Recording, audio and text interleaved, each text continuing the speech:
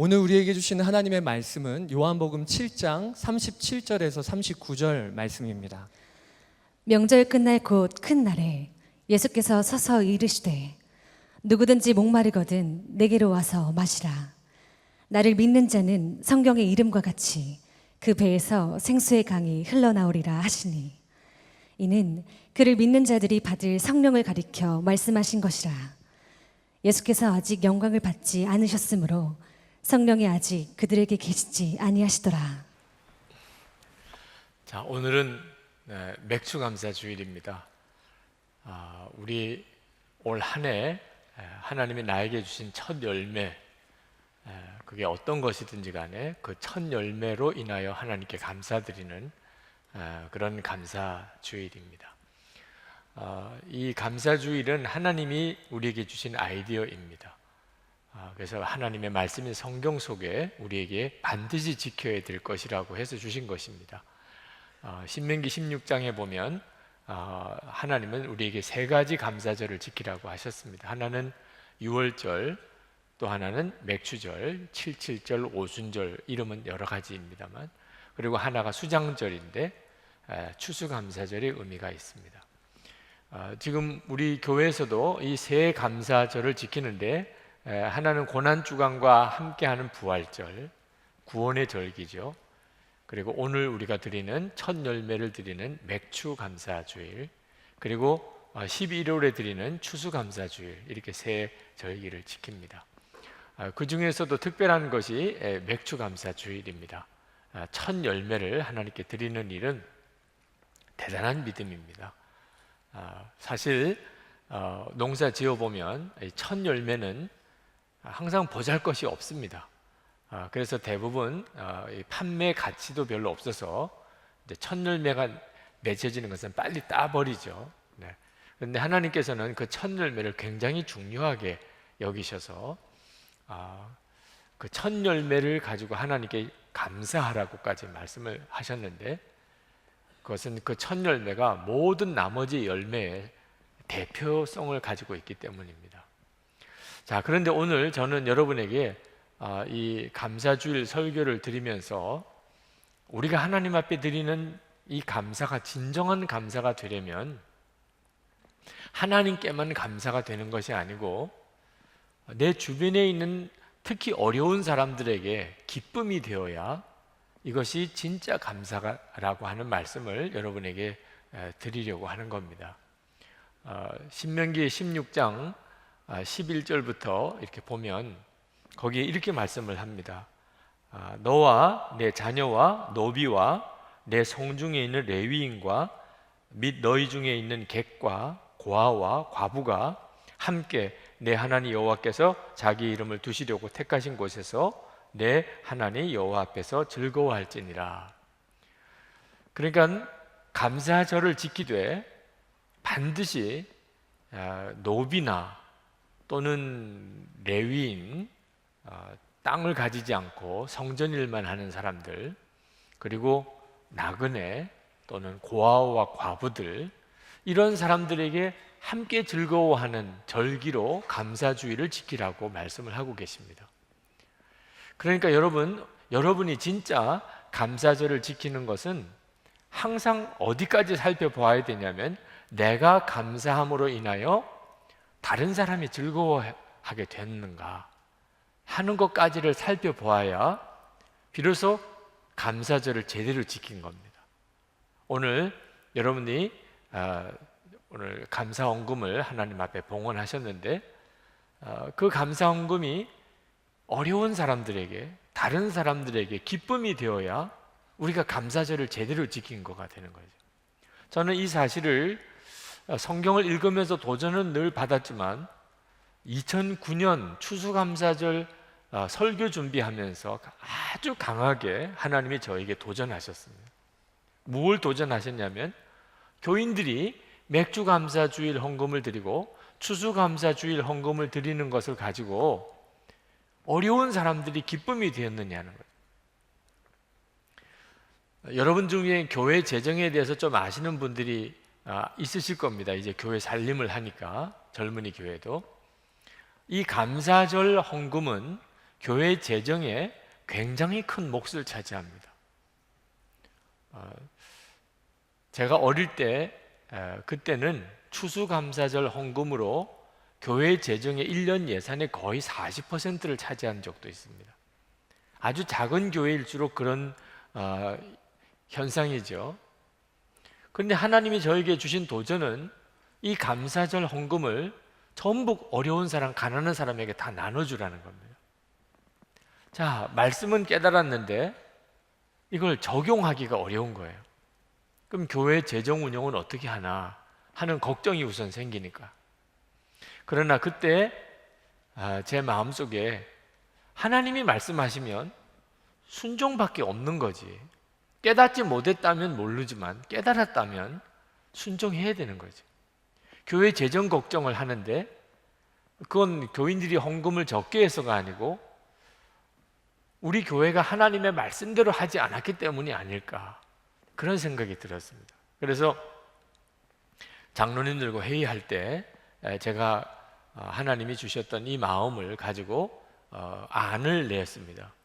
앞으로는 맥주감사주일 헌금은 다 교회를 개척하는 일에 우리가 사용하고, 추수감사절 헌금은 다 재난을 당하거나 어려움을 당한 사람들을 위하여 쓰도록 다 흘려보냅시다.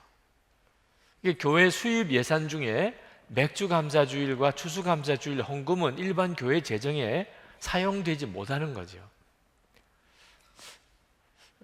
결론만 이야기하면 장로님들이 동의를 해주셨습니다. 그것이 하나님의 말씀이니까. 하나님이 그렇게 하라고 하셨어요. 우리가 감사를 할 때, 하나님께 감사할 때, 이 감사는 반드시 어려운 사람들에게 도움이 되어야 되고 기쁨이 되어야 그게 감사니까. 성도들이 추수감사절, 맥주감사주일 헌금을 드렸는데 제대로 쓰는 것도 굉장히 중요하다.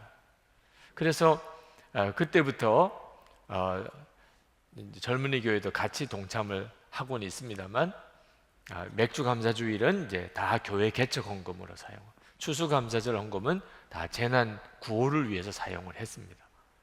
그래서 지난 한 5년 동안 우리가 분립교회를 두 교회를 세우고, 수지선한목자교회, 또 강남선한목자교회, 그리고 올해는 우리 성남지방 태평동에 있는 낙원교회라는 교회를, 그 교회는 아주 미자립 교회, 교인이 얼마 없는 교회인데 담임 목사님이 은퇴를 하시게 됐습니다. 은퇴하시는 목사님도 노후 대책이 없으세요. 그래서 저희 교회에서 그 교회를 책임지기로, 그래서 분립개척교회를 그 교회를 중심으로 하되 목사님의 노후도 우리가 책임져 드리고 그렇게 했습니다. 맥주감사주일 헌금이 그렇게 쓰여지게 된 거죠.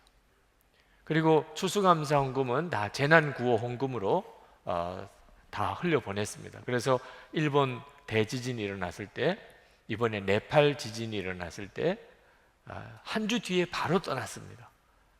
그 지역을 도울 수 있는 가장 취약한 때가 그때예요. 조금만 지나면 이제 세계 여러 나라에서 구호품들이 도착하고, 하지만 재앙이 일어난 바로 그 다음 주, 이런 때는 막상 어디서 도움을 가져다 주는 데가 별로 없어요. 왜냐하면 회의도 거쳐야 되고 또 헌금도 모아야 되고 이러니까. 그러나 저희 교회는 이미 추수감사 헌금으로 재난 기금이 계속 적립되고 있었기 때문에 그걸 가지고서 바로 들어갈 수가 있었던 거죠. 교회 재정은 어떻게 됐을까요? 하나님이 정말 책임져 주셨습니다. 그리고 지난 5년 동안 교회는 정말 안정적으로 더욱 하나님이 부흥을 주셨습니다. 이것이 하나님의 계획이 있는 것이 맞구나. 믿음을 사용하는 일은 굉장히 어려운 도전이었지만 하나님의 계획이 맞구나 하는 걸 깨달았습니다. 아마 젊은이 교회도 오늘 여러분이 드린 맥주감사주일 헌금은 아마 교회 개척을 위해서 사용할 거라고 제가 생각을 합니다. 혹시 여러분들 중에 추수감사헌금 또는 맥주감사헌금은 어떻게 사용되어야 하는가 하는 점에 대해서 이번에 정확한 성경적인 이해를 좀 가졌으면 좋겠습니다. 저는 이 감사주의를 지키면서 하나님이 주시는 굉장히 중요한 말씀 하나를 새롭게 이번에 해석하게 됐습니다. 그것이 오늘 읽은 본문의 말씀입니다. 예수님께서 하신 정말 놀라운 말씀입니다. 예수님께서 요한복음 7장 38절에 나를 믿는 자는 성경의 이름과 같이 그 배에서 생수의 강이 흘러나오리라. 제가 평생 하나님 이 말씀이 나에게 이루어지기를 원합니다라고 붙잡고 기도하는 말씀이 이 말씀입니다. 생수의 강이 흘러나오리라. 저는 목사가 되어서 하나님 앞에 이렇게 쓰임을 받으면 좋겠다고 늘 생각했습니다. 생수의 강이 저에게서 흘러나오는. 근데 이 생수의 강이 흘러나오는 목회를 어떻게 하는 건지에 대해서는 정확한 이해가 저에게 없어요. 그냥 제가 생각하기에는 굉장히 놀라운 하나님의 체험을 하게 되는 건가 보다. 생수의 강이 흘러나오니까 정말 하나님이 역사하시고 감동하시고 저를 다스리시는 어떤 체험이 굉장히 강하고 놀라운 체험을 하게 되면 저는 아마 오늘 이 시간에 여러분 앞에 섰을 때 제가 체험했던 그 하나님에 대한 놀라운 체험을 열정을 가지고 확신을 가지고 여러분이 제 얼굴을 보면 뭐가 정상이 아닌가 봐 이런 느낌이 들 정도로 제가 막 열렬하게 하나님의 은혜를 여러분에게 증거하게 되는 그런 게 생수의 강이 흘러나오는 거 아니겠나. 또 제가 만약에 여러분에게 손을 들어 안수하면 불치병자도 고침을 받고 목발을 짚고 온 사람이 그냥 펄쩍펄쩍 뛰고 악령에 사로잡힌 사람이 그 귀신이 떠나가고 이런 역사들이 일어나면 저 목사님에게서 생수의 강이 흘러나오는 것 같다. 이런 반응이 있지 않을까 이런 생각을 했었어요. 그런 걸 거다. 그래서 하나님 앞에 하나님 저에게도 그런 때가 오게 해달라고. 그런데 하나님은 정말 놀라웠게도 그게 아니야 라는, 하나님이 말씀하시는 이 생수의 강이 흐르는 이 역사는 그런 어떤 놀라운 성령 체험을 하거나 어떤 신비한 체험을 한 것을 말하는 게 아니라는 거예요. 그것은 바로 우리가 오늘 감사절을 지킬 때 우리가 지금 간절한 마음으로 기도하는 것과 똑같은 것입니다. 그 일에 대해서 하나님이 저에게 지난 주간에 아주 참 놀라운 책을 하나 읽게 하셨습니다. 여러분에게 그 책을 좀 소개해 드리고 싶습니다. 프랭크 루박의 권능의 통로라는 책입니다. 여러분 교회 서점에도 몇 권이 남아 있던데 그걸 사든지 또는 인터넷으로 주문해서 사든지 한번 여러분 꼭 이 책을 읽어보시되 본교회 어른 성도들에게도 소개했지만 저는 젊은이 교회 여러분들에게 정말 소개를 하고 싶은 책입니다. 이 프랭크 루박 선교사님은 이미 여러분도 잘 아는 분이에요. 우리 교회에서 영성일기를 쓰는데 그 영성일기를 쓰게 된 계기가 되는 역할을 하셨죠. 이 프랭크 루박 선교사님은 미국 분인데 필리핀에 있는 그 회교도 마을의 선교사님으로 계셨습니다. 근데 그분이 45살 되던 해 그는 항상 하나님을 바라보는 마음의 갈망을 가지게 됐습니다. 그래서 그것을 매일 일기로 쓰면서 계속 하나님을 계속 바라보는 일을 하는 실험을 시작을 한 거죠. 그게 바로 영성일기의 시작입니다. 항상 하나님을 바라보는 삶을 살았던 이 프랭크 루박 선교사가 어떤 삶으로 그 인생이 마무리되었을까요? 혹시 여러분들이 그 점이 궁금하시다면 이 책을 꼭 한번 읽어보시기 바랍니다. 도대체 항상 주님을 바라보고 살면 어떤 사람이 되는가? 프랭크 루박 선교사님은 아주 평범한 필리핀 선교사님이셨어요. 그런데 이분이 미국 우표에 등재된 유일한 선교사님입니다. 세계 2차 대전이 끝나고 난 다음에 미국의 외교 정책들, 그 외교 정책의 방향을 정해주는 중요한 역할을 하신 분이에요. 일개 선교사님이신데 미국 전체의 외교 정책을 조언해주는 아주 중요한 역할을 감당하신 분입니다. 세계 문맹 퇴치 선교회라는 선교회가 있는데, 그것은 문자가 없는 종족들에게 문자를 만들어주고 그들을 일깨워주는 역할을 해주는 엄청난 사역인데, 그 사역을 설립하신 분입니다. 자, 이런 일들을 이 프랭크 루박 선교사가 하게 된 것은 전적으로 그가 계속 주님을 바라보고 있었기 때문입니다. 그래서 주님을 바라보고 사는 사람은 하나님이 놀라운 일을 하신다는 사실을 우리에게 보여주는데, 아마 여러분들이 이 책을 읽으면 어떻게 이런 생각을 할 수 있을까? 이 책이 쓰여진 때가 우리 6.25 전쟁이 끝난 얼마 뒤에요. 1954년입니다. 그 1954년 그때 당시에 이분이 이런 생각을 했었나? 지금 여러분들이 읽으셔도 이렇게 우리가 생각해야 되고 이렇게 기도해야 되는 것이 맞겠구나. 그리고 왜 프랭크 루박 선교사를 그렇게 많은 사람들이 존경하고 그가 그런 영향력을 행할 수 있었는지를 알게 됩니다. 이 프랭크 루박 선교사님이 책 속에서 이런 이야기를 합니다. 우리의 영혼 속에는 문이 둘이 있다는 겁니다. 여러분의 지금 영혼 속에 하나는 하나님을 향하여 열린 문이고 하나는 사람을 향하여 열린 문이라는 겁니다. 자, 여러분, 생수의 강이 흐른다, 우리 속에 생수의 강이 흐른다 그러면 일단 생수의 강이 들어오는 문이 있을 거 아니에요? 그죠? 그리고 그 생수의 강이 흘러나가는 문이 있을 거 아니에요? 그래야 내 속에 생수의 강이 흐르는 거죠. 이 생수의 강은 성령님이라고 그랬습니다. 생수의 강이 나에게서 흐르려면 하나님을 향하여 문이 열려 있어야 됩니다. 그리고 그 생수의 강이 흘러가야 될 곳에 또 문이 열려야 됩니다. 이 흘러가야 되는 곳이 사람인 것입니다. 만약에 우리에게 있어서 하나님을 향하여 문이 열려 있고 사람을 향하여 문이 열려 있다면 우리는 생수의 강이 흐르는 사람이 되는 것입니다.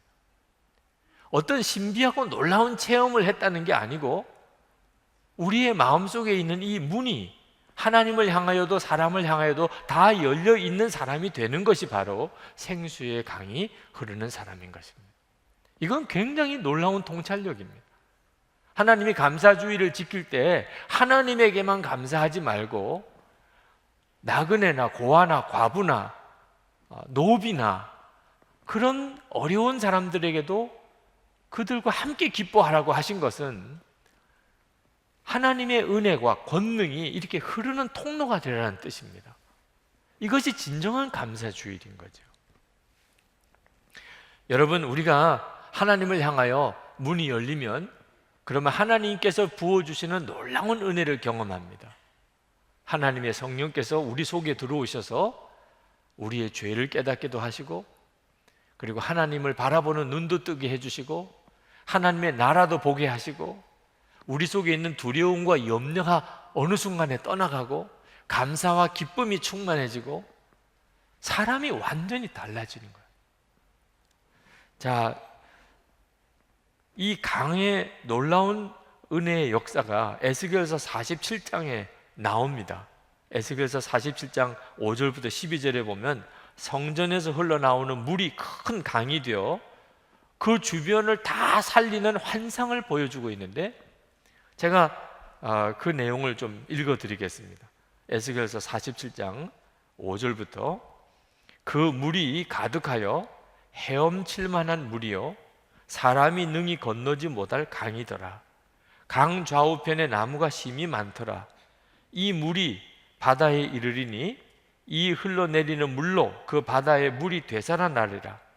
이 강물이 흐르는 곳마다 번성하는 모든 생물이 살고 또 고기가 심이 많으리니 이 물이 흘러 들어가므로 바닷물이 되살아나겠고 이 강이 흐르는 각 처에 모든 것이 살 것이며 또 이 강가에 어부가 설 것이니 그 고기가 각기 종류를 따라 큰 바다의 고기같이 심이 많으려니와 강 좌우 가에는 각종 먹을 과실나무가 자라서 그 잎이 시들지 아니하며 열매가 끊이지 아니하고 달마다 새 열매를 맺으리니 그 물이 성소를 통하여 나옴이라.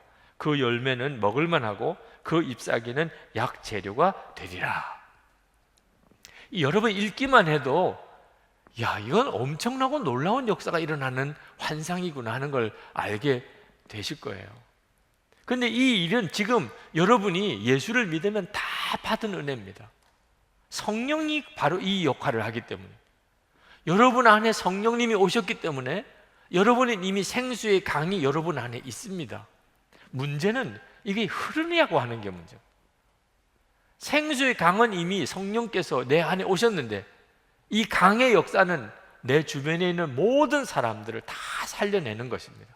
대부흥을 이루는 거죠. 그런데 이 생수의 강이 흘러야 말이죠. 무엇보다 먼저는 하나님을 향한 문이 열려야 됩니다. 그래야 성령의 역사가 내 속에 흘러 들어오게 되는 거죠.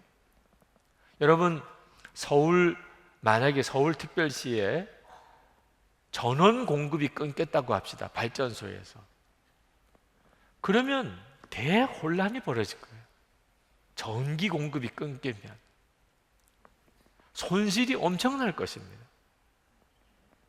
마치 하나님과 우리 사이에 이렇게 들어오는 하나님의 은혜의 공급이 끊어지면 어떤 일이 벌어질 것인지를 한번 상상해 보는데 좋은 아마 팁이 될 거예요. 서울시에 정전 사태가 벌어지면. 그러므로 우리가 매일 하나님께 기도하는 시간, 말씀을 묵상하는 시간, 주님을 바라보는 시간이 얼마나 중요한 역할을 한다는 걸 알 수가 있게 됩니다. 하나님이 우리에게 주신 모든 가능성 중에 하나님을 바라보는 것과 관련해서 연결되어져 있을 때 그건 나타나게 돼요. 그런데 우리가 하나님을 바라보는 시간이 적으면 하나님은 나에게 가능성을 주셨지만 실제로 그것대로 살아내지를 못합니다. 우리가 항상 24시간 주님을 바라보고 살자고 그렇게 도전하는 이유가 여기에 있어요.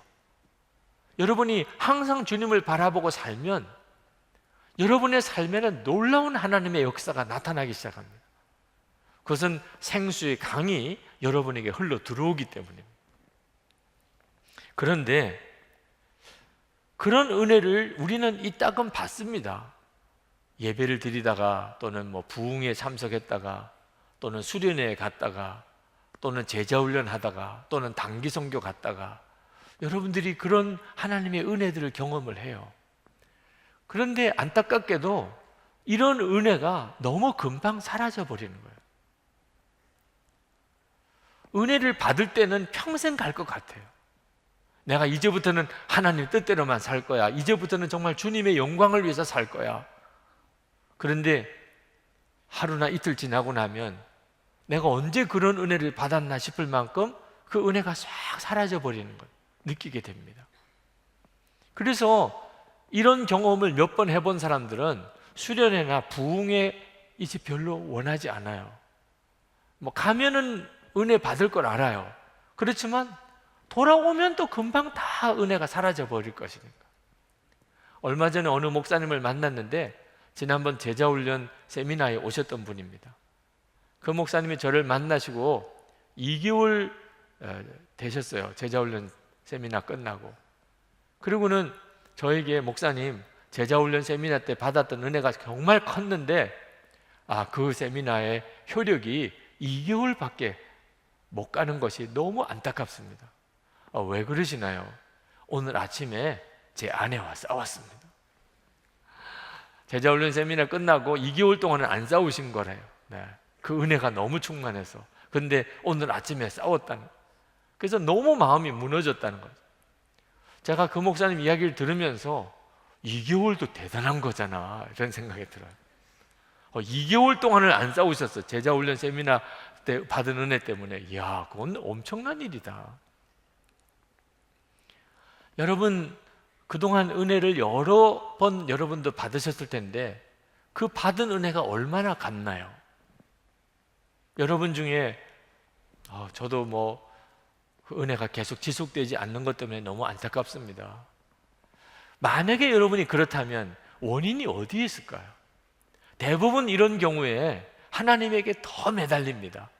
하나님, 제가 하나님을 향한 문을 더 열겠습니다.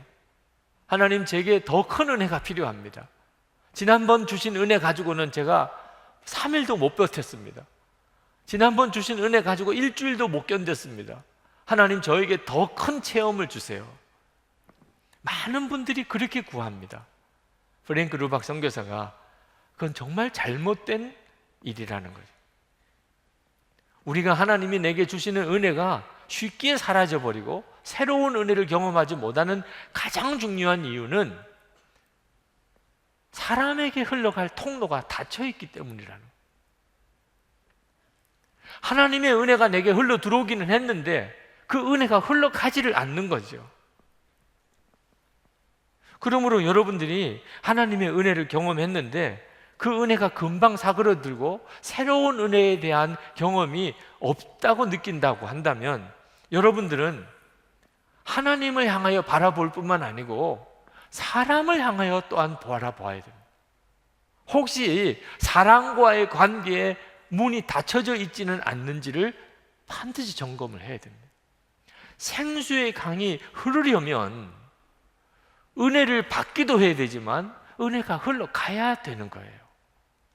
은혜가 흘러가는 문이 닫혀져 있는 상태에서는 하나님의 은혜는 내 속에서 고이게 됩니다. 프랭크 루박 선교사가 아주 재미있는 표현을 썼는데 우리의 마음은 작은 양동이 같다는 거예요. 아마 한국 사람이었으면 간장 종지 같다고 썼을 거예요. 여러분 식사할 때 간장을 이거 담는 조그만 사기 그릇 있죠? 네. 여러분 마음이 그 정도밖에 안 됩니다. 여러분 한번 생각해 보세요. 여러분이 어떤 일에 집중하게 되면 다른 생각이 안 날 거예요. 뭐 공부를 집중해서 한다든지 돈 버는 일에 집중을 한다든지 또는 연애하는 일에 집중한다든지 우리 마음이 굉장히 용량이 작습니다. 두세 가지도 무언가를 집중해서 못해요.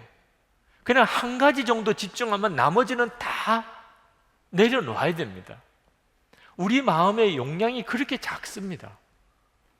그건 무슨 뜻이죠? 하나님의 은혜가 엄청난 은혜입니다.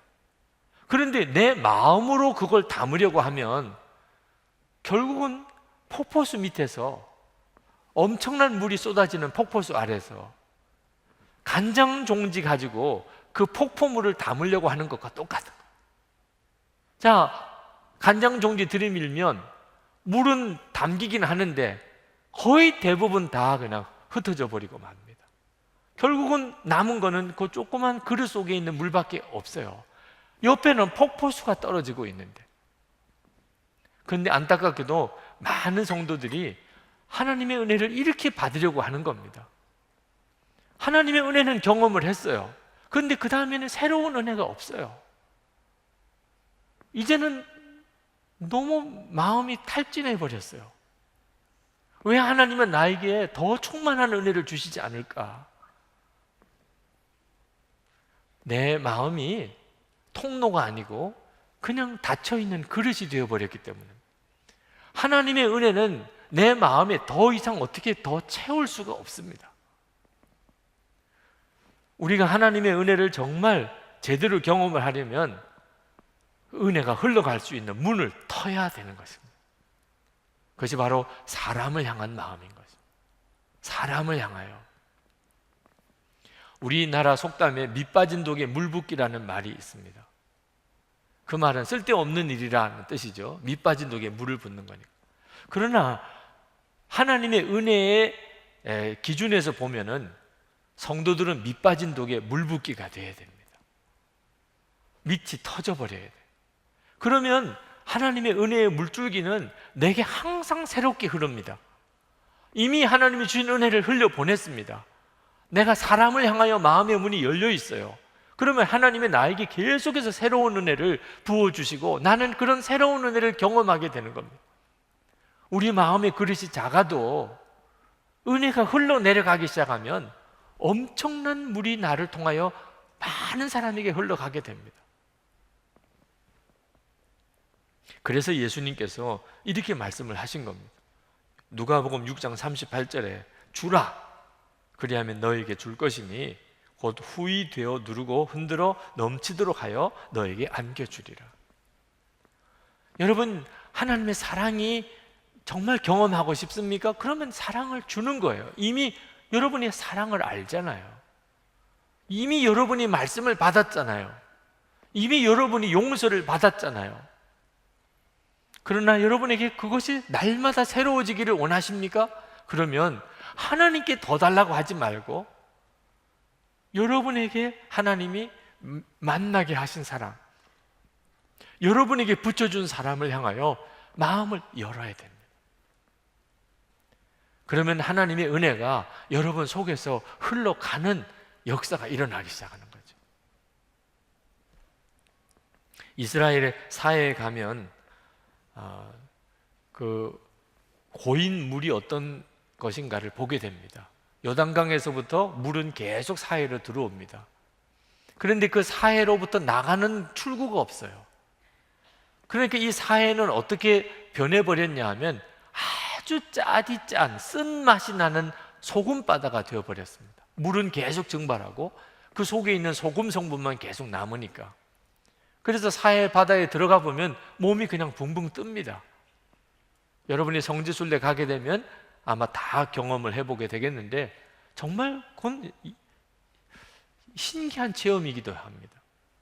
그런데 많은 성도들이 이 사회와 같은 마음의 상태에 빠져 있습니다. 사람에게 대한 출구가 막혀 있는 겁니다. 예수를 잘 믿는 사람들 중에도 은혜는 많이 받았습니다. 제자 훈련도 받았습니다. 성령 체험도 했습니다. 그런데 이렇게 만나보면 쓴맛이 나는 사람이 있습니다. 그런 사람들은 사람에 대한 마음이 막혀 있기 때문입니다. 하나님으로부터 은혜는 받았습니다. 그런데 그 은혜가 사람에게 흘러가지를 않습니다. 그러면 그 사람 속에서 그 은혜는 쓴맛을 내는 것으로 바뀌어 버립니다.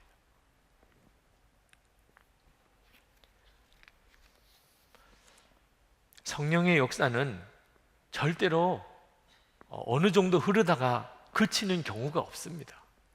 항상 풍성하게 흐르는 넘치는 역사입니다.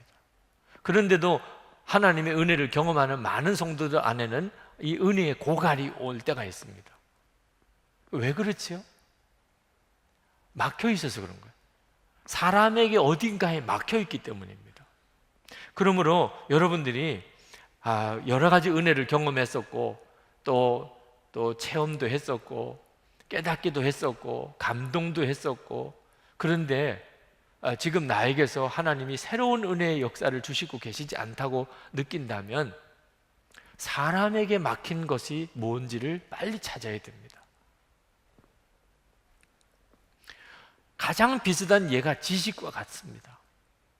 여러분, 어떤 지식을 내가 배웠을 때 그 지식이 나에게서 항상 새로우려면 내가 그 지식을 사용해야 됩니다. 사람에게 그 지식을 자꾸 가르쳐야 됩니다. 그러면 그 지식은 나에게 있어서 항상 새롭습니다. 그리고 내 것이 됩니다. 그런데 배우기만 하려고 그러고 사용하지 않는 사람은 그는 더 이상 배워지지가 않습니다. 여러분, 우리가 얼마나 본성적으로 이기적인지를 알아야 됩니다. 우리는 다른 사람에게 내가 가지고 있는 은혜를 흘려보내는 일에 대해서 별로 기뻐하지 않습니다. 우리는 받는 것은 정말 좋아합니다. 은혜를 자꾸 받으려고 합니다. 오늘도 여러분들이 주일 예배를 드리러 오면서 은혜를 받으려고 하는, 오늘 무슨 말씀을 하나님이 나에게 주실까, 이런 기대만 가지고 오신 분들은 여러분이 오늘 은혜를 받아도 여러분에게 별로 유익이 안 됩니다. 왜? 이미 여러분의 마음에는 하나님이 이미 주신 은혜들이 많이 있기 때문에. 여러분들이 진짜 정말 새로운 은혜를 경험하고 날마다 새로운 주님을 경험하고 싶다면 사람에게 막힌 것이 열려야 된다는 것을 알아야 합니다. 우리 속에 있는 이 이기심이 사람에게 문을 막아버리는 거예요. 버스를 타거나 기차를 타거나 할 때 사람이 많이 몰리면요, 그때부터 우리 마음이 막 이상하게 움직입니다. 평소에 좀 느긋하던 사람도 사람이 많구나, 대합시대. 그럼 매표소로 막 빨리 가게 됩니다. 왜? 빨리 가야 표를 얻을 수 있을 거라고 생각이 드니까. 뷔페 식당에 갔는데 사람이 막 많이 몰려옵니다. 그러면 평소에 조금 먹던 사람도 계속 일어나서 가게 됩니다. 왜냐하면 갑자기 마음에 이러다가는 내가 오늘 제대로 맛있는 걸 못 먹지 않겠나, 그런 마음에 불안감이 생기는 거죠. 지하철을 탔는데 사람이 많아요. 그러면 본능적으로 자리에 대한 욕구가 엄청나게 일어납니다. 다 우리 예수 믿는 사람도 이런 이기심에 있어서 별로 자유롭지 못합니다. 제가 부산에서 담임 목회를 할 때, 그때가 30대입니다. 잘 상상이 안 가겠지만 30대가 있었습니다, 저에게도. 근데 우리 권사님들과 신방을 가게 되는데 지하철을 타고 신방을 가게 됐어요. 우리 권사님들은 대부분 한 60이 넘으신 분들이십니다. 근데 젊은 목사와 이 연세가 많으신 권사님들이 지하철을 타고 이제 신방을 갔는데, 권사님들이 지하철 이게 딱 그 열차 안에 들어가서부터 계속 자리를 찾으시는 거예요. 근데 저는, 제가 나이가 제일 젊었으니까 저는 앉을 생각을 아예 포기하고 그냥 저는 서서 가려고 생각을 하고 있는데, 갑자기 저쪽 끝에서 목사님 어서 오세요, 여기 자리를 맡아놨어요. 지하철에 있는 사람이 다 누가 목사야 이러고 쳐다봐요. 저는 돌아보지도 않았습니다. 네, 제가 돌아보면 난 줄 알까봐. 아니, 세상에 자리가 나면 그 권사님이 앉으셔야죠. 예수님 넘으신 그 권사님이 앉으셔야지 어떻게 30대인 내가 거기 가서 목사라고 이렇게 앉습니까? 그러나 우리 정말 사명이 투철하신 권사님은 이건 용납이 안 되는 일이에요. 자리가 났는데 이건 목사님이 앉으셔야 될 자리예요. 그리고는 계속 그 자리에 손을 얹고 목사님, 계속 목이 터져라고 목사님을 부르는 겁니다. 자, 예수 안 믿는 사람들이 어떤 느낌을 받았을까요? 너무 아름다운 일이잖아. 이게 천국인가 봐. 네. 저 연세 많으신 권사님이 저 젊은 목사에게 자리 맡아놨다고 와서 앉으라고 하는 이런 아름다운, 이건 신문에 나야 될 일이잖아, 그렇게 생각이 들었겠어요? 아니면 아마 제가 가서 앉았다면 그게 신문에 났겠죠. 네. 30대 젊은 목사가 60대 권사님이 자리 맡아놨다고 와서 낼름 거기 앉았더라, 이렇게. 자, 우리들 속에 세상 사람과 별로 다를 바가 없는 이기심, 우리 속에도 계속 역사합니다. 사람이 많은 대합실에 갔을 때, 또는 뷔페 식당에 갔을 때, 또는 지하철을 탔을 때, 우리 속에도 끊임없이 우리 자신의 욕구를 향한 욕망이 계속 일어납니다. 그 말은 다른 사람에게 은혜의 통로가 되는 일에 대한 생각이 별로 없다는 거죠, 우리 속에. 자, 그렇게 됐기 때문에 생수의 강이 흐르는 역사가 우리 삶에 나타나지 않는 겁니다. 우리는 하나님을 향하여는 문이 열렸습니다. 근데 사람을 향하여는 별로 문이 열려 있지를 않습니다.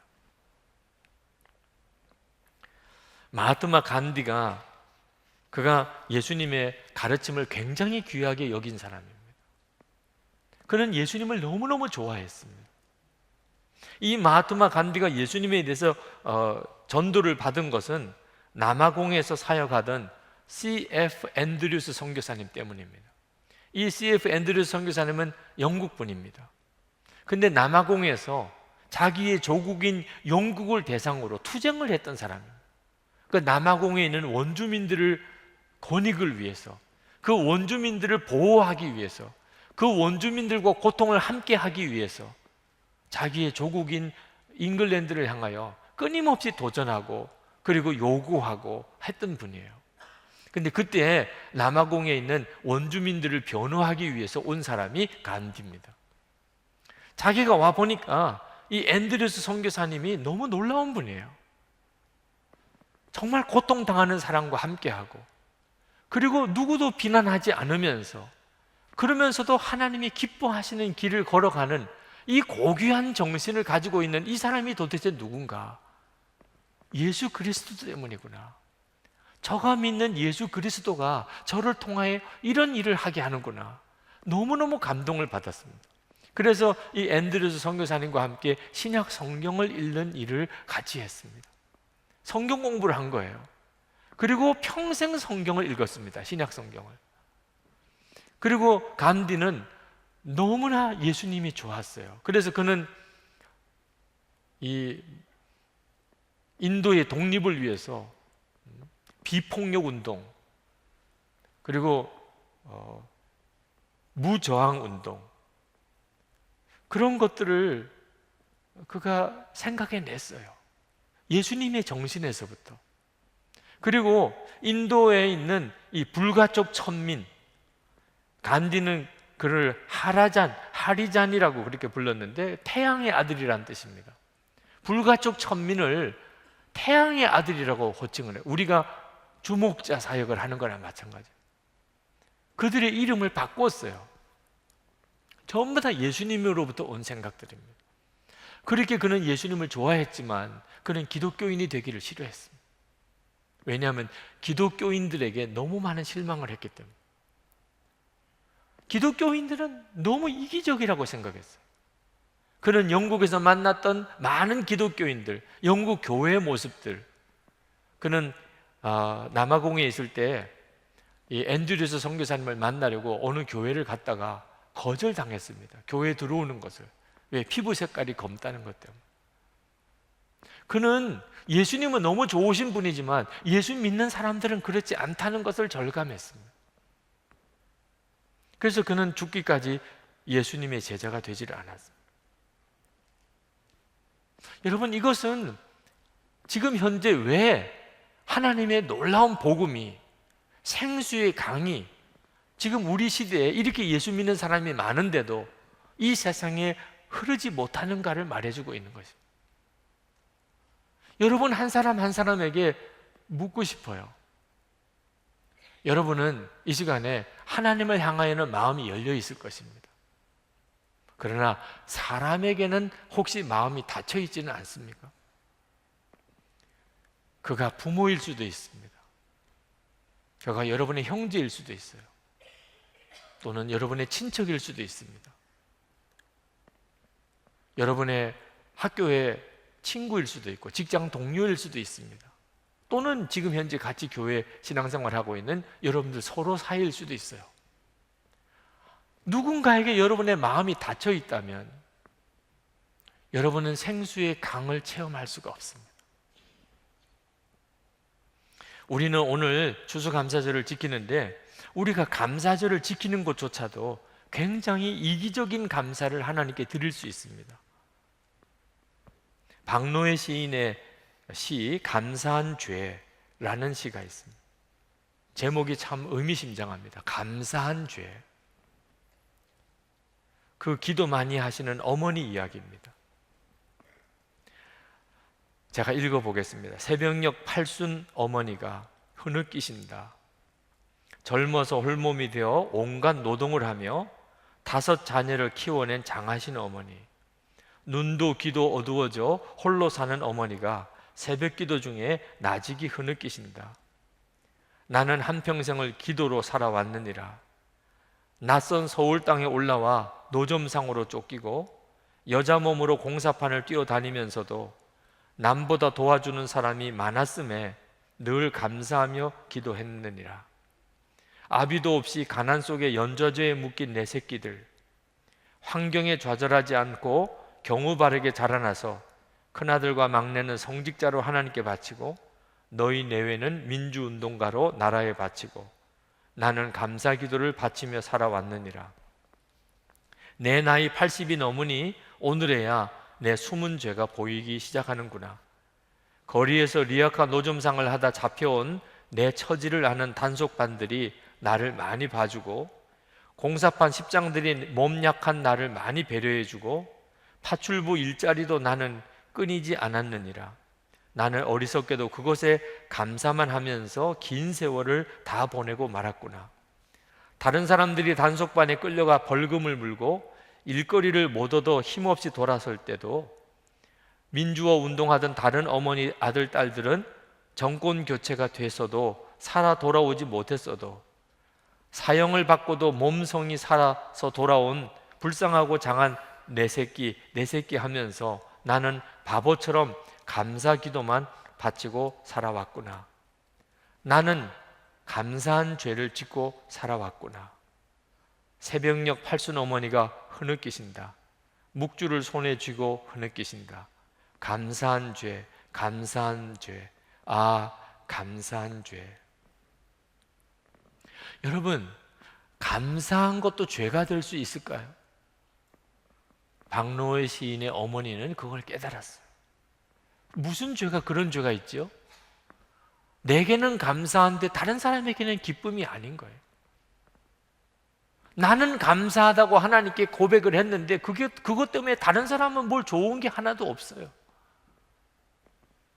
그것만 가지고 감사하다고 살았던 거.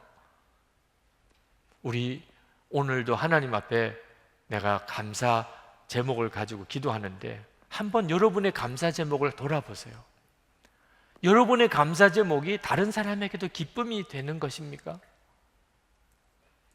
그것이 바로 하나님의 계획이에요. 성도들의 감사 제목은 다른 사람에게 기쁨이 되어야 이게 진짜 감사인 겁니다. 우리가 사람에 대하여 마음이 닫혀버리면 하나님의 은혜는 우리 속에서 다 변질되어 버리고 맙니다. 그리고 우리 스스로도 지쳐버리게 돼요. 여러분, 사람을 사랑하는 것은 어려운 일입니다. 우리는 쉽게 사람에게 마음이 닫혀버립니다. 왜? 사람은 언제나 우리를 실망시켜요. 사람은 언제나 추합니다. 아주 이기적이에요. 욕심꾸러기예요. 배신을 잘해요. 사람은 너무 구질구질해요. 사람은 너무 더러워요. 그래서 우리는 살다가 보면 사람에게 자꾸 마음이 닫혀버립니다. 근데 여러분, 기억해야 돼요. 우리 주님이 우리를 위해 십자가 지시고 우리 마음속에 들어오신 것은 우리가 깨끗해서 그런 게 아니라는 것이었다. 우리 속에 오신 주님을 생각해야 돼요. 우리 주변에 정말 내 마음이 딱 닫혀버린 사람들은 한결같이 하나님의 사랑이 필요한 사람들입니다. 그 사람은 추하고 더럽고 감사도 모르고 배신을 잘하고 아주 비인격적이고 그럴 수 있습니다. 그러나 분명한 사실은 그에게 하나님의 사랑이 필요한, 하나님의 은혜가 필요한 거예요. 그 사람에게 특히 더. 그러므로 나에게 부어주신 하나님의 은혜가 그 사람에게로 가야 되는 거예요. 내가 통로가 되어야 되는 겁니다. 내가 그 사람에게 마음을 열기만 하면 나를 통하여 하나님이 그에게 갈 수 있어요. 이것이 하나님의 계획인 것입니다. 여러분, 선한 삶을 살려고 하는 사람들의 문제 중에 하나는요, 나쁜 사람에 대해서 굉장한 정죄감을 가지고 있다. 거룩한 사람들이 가지고 있는 문제 중에 하나는요, 가까이 하기 너무 부담스러운 존재라는, 너무 거룩해서. 고린도 교회에 파벌 싸움이 심했는데 그 고린도 교회 파벌 중에 기가 막힌 파벌이 있습니다. 어떤 파벌이 있냐면 예수파가 있어요. 그 사람은 어떤 사람일까 궁금해요. 고린도 교회에 있는 그 예수파,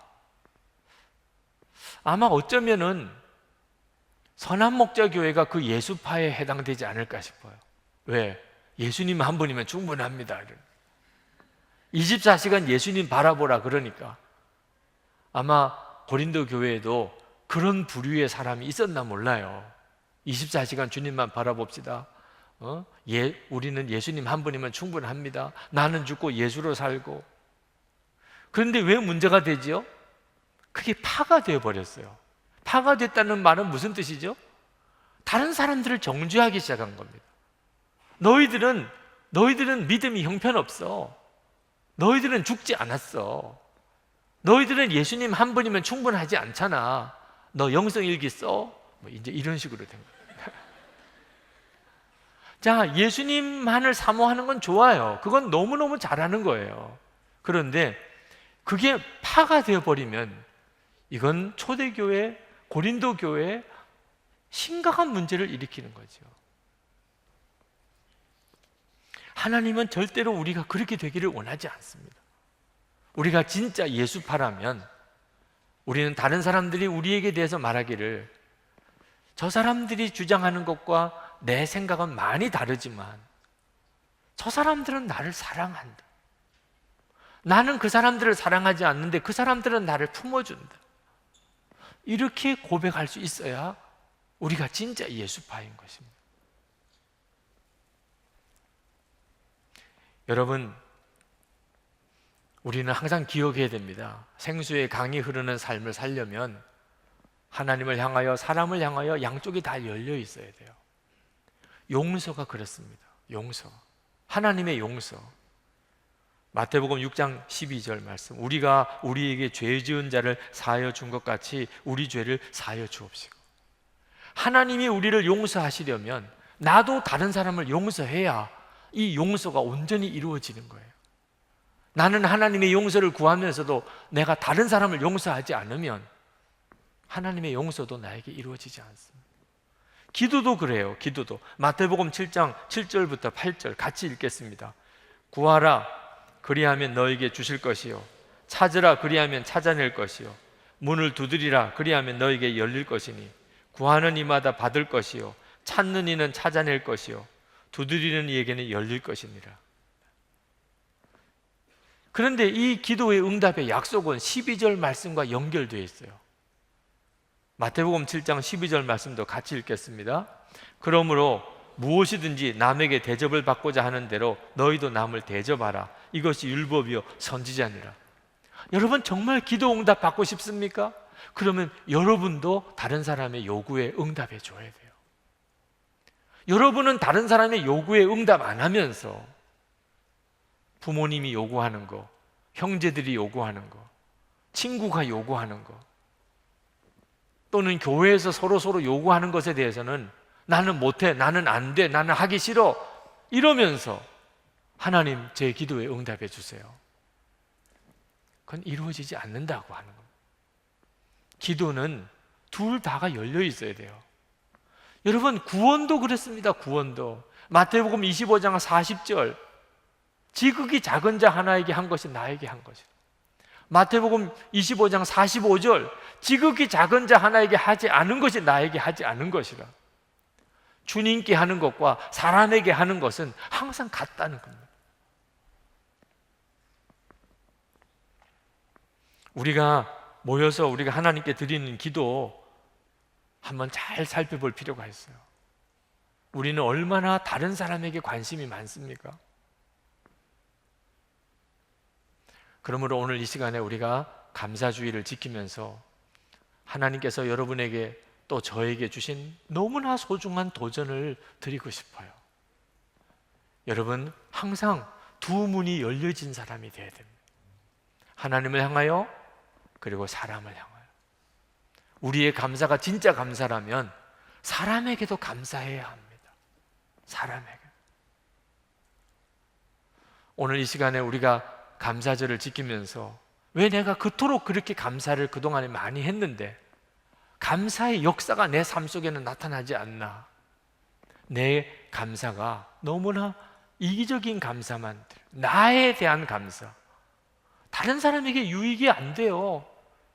내가 승진했어요, 내가 합격했어요, 내가 돈을 많이 벌었어요, 내가 건강해졌어요.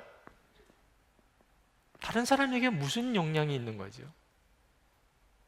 다른 사람에게 기쁨이 안 되는 감사는 아무 역사가 일어나지 않습니다. 그러므로 오늘 성찬을 받을 때 여러분 이제 진짜 하나님의 역사가 여러분의 마음에 일어나기를 원합니다. 생수의 강이 흐르는 사람이 되는 것은 사람에게 문이 열려 있는 사람입니다. 여러분 이 프랭크 루박의 책을 꼭 읽어보시기 바랍니다. 그는 이 책 속에서 그 내용을 너무나 놀라운 도전을 가지고 하고 계세요. 그리고 앞으로 여러분들이 무엇을 위해서 살아가야 될지 방향을 제시해 줄 겁니다. 그리고 오늘 이 시간 여러분의 마음속에 막혀져 있는 사랑과의 막힌 문이 성찬을 받는 동안에 해결되기를 원합니다. 그리고 여러분의 삶 속에서 생수의 강이 흐르는 놀라운 경험을 다 하실 수 있게 되기를 축원합니다. 이제 성찬을 하겠습니다. 성찬을 하면서 여러분들에게 분명한 기도 제목으로 드리고 싶습니다. 하나님을 향하여 그리고 사람을 향하여 제 마음의 문이 활짝 열려지게 되기를 원합니다. 제 감사가 하나님께 드려지는 감사요, 사람을 향하여도 축복이 되기를 원합니다. 그리고 막혀있는 문이 있다면 오늘 깨닫게 해주시기를. 하나님, 제게 있어서 누구를 향한 문이 막혀져 있는 것입니까? 오늘 1부, 2부, 3부 예배를 드리는 중에 간단하게 프랭크 루박의 책을 소개해 드렸는데 너무나 많은 사람이 저에게 와서 목사님, 제가 오늘 제 속에 뭐가 문제인지를 알았습니다. 왜 저는 은혜를 그렇게 사모하는데도 아무런 역사가 없는지를 오늘 제가 깨달았습니다. 저는 사람에 대해서 마음을 닫고 살았습니다. 이렇게 고백한 사람들이 많았어요. 여러분들은 앞으로 살 날이 많습니다. 하나님 앞에 쓰임 받을 일도 많습니다. 여러분은 진짜 통로가 되기를 원합니다. 그저 그릇이 되지 말고 하나님의 은혜의 통로, 권능의 통로, 축복의 통로가 되기를 축복합니다. 다 같이 기도하십시다.